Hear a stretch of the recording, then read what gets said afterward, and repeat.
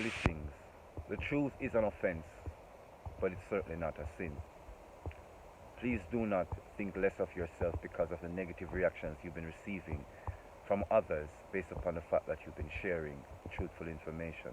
I myself have received negative feedback, but I'm not a perfect being, so I do not expect to be approved by every single human being. Truth is valid and valuable to those who is in special need of its presence. That is to relieve deception. When you've been deceived by many of the people in your life that you trusted, when you've been deceived by institution, organization, government, when you've been deceived by the very mission statement presented to you by those who seemingly know in the religious circles, in the corporate and professional circles, when you've been deceived and have been made to suffer as a result of such deception, you welcome the truth. You welcome individuals sharing their stories. You welcome an enlightened view into the experience you've been having. And when you're in situations where you're very doubtful about the motives and intentions of others, you do welcome the truthful sharing of others who've been in such situations, that have come out of such situations and have figured a way to conjecture and construct a life that is from truth. And I have been one such person. So my faith through Yahshua Mashiach afforded me this understanding. I was New Age. I was into as much darkness as you can think of, as far as the mind can go, into metaphysics, into sorcery, into all of that. Many think they've been there, but trust me, I've been there, right? I'm not talking lightly, I'm talking real. I'm not afraid of people who talk about darkness. And when I speak against it, people think I'm shallow, undereducated, and narrow-minded. Brothers and sisters, some of you have not even been to the levels of darkness that I have been into. And that is why I have known light. And that is why I can produce great works of art and oratory. Not because I'm theoretic, because I'm actual. And this actual being is telling you, speak the truth and cast it what it will. Let no one subjugate you. Let no one bridle your tongue. Because it's this kind of experience has led to greater and greater deception. Most people aren't happy because there's not a truthful environment in which they can be themselves. How can you seek happiness when the very parameters of happiness is based upon actuality? It is in truth what is. And if what is in fact a deception, how can it bring true happiness? It is not real. It is fake. So it is it is unnatural to think that this fake reality is gonna bring a good, truthful outcome. It can't be real. Yeah, you can't fake it till you make it. It's only in the world of delusion that works. So you got to be truthful. Speak the truth. Yeah, and cast it what it will. Yeah, the truth is an offense, but it's not a sin. So there will be people who will be taken aback and be looking at me and be saying, oh, I should be saying some philosophies that they understand or that they believe in. I am not overly impressed by such thoughts, though I understand people are who they are. But I have made it to this level of awakening and awareness just because I was saying things that people loved or what people wanted to hear. I was speaking of my experience and people found concordance in it. Simple as that. Many will not understand because they choose not to. But one day they will, when they're in those situations and have been transformed enough to know that it's only the truth. Right? I am not telling a man not to be himself, but I'm saying when when you are using deception and losing the perception of truth, what do you think is happening? How you think you're being viewed? How you think you are viewing others? Just think about it.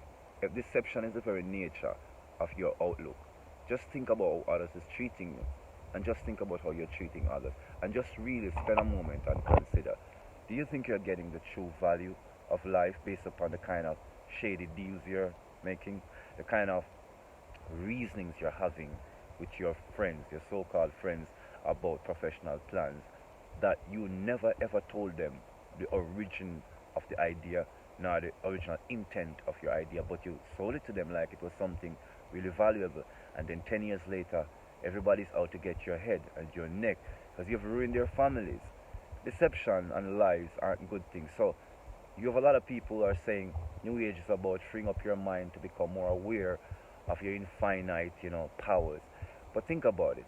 If a man is misguided and you put a weapon in his hand, how do you think he's gonna act? So when people have clarity, speak to people, they think, oh, you're trying to suppress people. Now, let me tell you something. indiscipline begets indiscipline, and uncoordinated activities create discordance, dysfunction. So when a person isn't competent, there's no way by giving them responsibility they're going to become competent. It's a function, it's a practice. Preparation meets the harvest. So that means that this great awakening that people want is not loose, and it's not loosening yourself or loosening the reins of your morality to become do as thou wilt. Though that is strong philosophies, the more powerful you become. And especially when people do not have access to resources, and then they're now having access to resources, and the people who are giving them access, this is their religion, this is their way of life, this is the format and structure of how power is designed. So when an individual comes and speaks against this power structure dynamic, many people take offense because it's a very structure in which they're planning to have their success and have their being. So they really, they reject such individuals. Yeah, and in many cases they fight against such individuals, and they try to make the lives of such individuals a living hell. So I know when you're speaking the truth, it's not an easy journey. And it's not easy for me either, because the amount of fight I get sometimes when I try to do a video. And it's not easy to express it. I don't want to sing about it in every song, I don't want to talk about it in every video. It defeats the purpose of doing the video. It's like just as I'm about to do this video, I hear this negative thought trying to tell me something. Not a thought like a thought, but like a vocal thought, you know. You look at some thoughts are vibrations, some like a voice, like you're hearing somebody. You know, like you hear the voice of your friend or your cousin, like a voice like that, trying to speak, you know. I have to rebuke that spirit because you know it's a demonic entity. And you'll be saying, so why would a demonic entity just want to stop the speaking of the truth? Well, you got to understand the truth has more power to it than people want to allude to. Lots of people talk about spirituality, and they make spirituality and religion about belief. And it's all about belief, and they got all these doctrinal thoughts about belief, and very few of them is speaking about the truth. The truth is eternal. That means that 1,000 years ago a person encountered it, and 1,000 years later they encounter it, another person encounters it, and it's the same spirit, the same experience, the same energy. The outcomes might be different based upon the person, but the experience of the same energy, experience, spirit is the same. And it proves itself to be as it was, is, and will always be, the truth. And so the truth is spirit, it's living, it is Haba, it is the living God.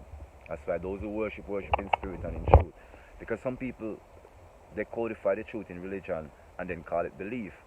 Because when you check it metaphysically, you realize that it's the truth, right? It is truly what you put in is what you get out. Because the people who know didn't put in virtue, didn't put in true discipline, were now being exposed to vast amount of knowledge, to vast amount of metaphysics, and they're trying all these incantations, they're trying all these spells. What do you think is happening?